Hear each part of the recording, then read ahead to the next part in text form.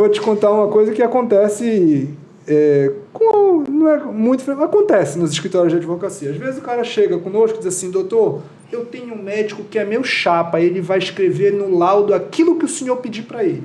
Eu costumo dizer, meu camarada, isso provavelmente não vai nos ajudar muito, porque não adianta um médico que tu estás pagando escrever aquilo que tu queres no laudo, porque esse laudo não é suficiente para a concessão do benefício. O benefício ele precisa ser, essa avaliação que o médico está fazendo, ele precisa ser uma avaliação que seja condizente com a realidade.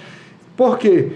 Esse laudo sozinho ele não vai ser nada se o laudo do INSS for no sentido contrário ou se o perito da Justiça Federal também tiver entendido no sentido contrário. Pode gerar um processo para o médico que está fazendo esse laudo, né? Exatamente. Então, assim, é muito importante que você tenha uma avaliação imparcial de um médico. Assim, um médico, você vai no escritório de advocacia, você quer ouvir uma avaliação imparcial do teu advogado. É importante que o médico também esteja convencido de que aquela doença é incapacitante.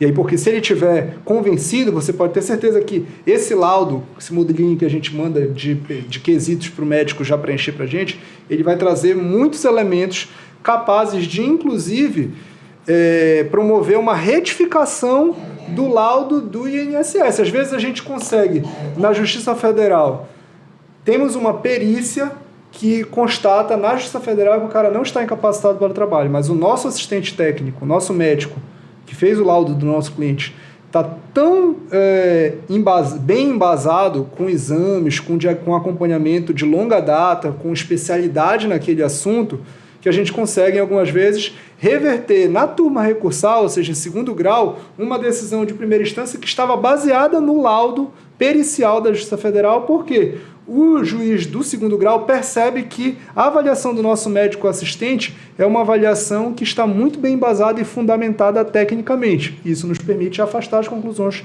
do laudo pericial em algumas situações.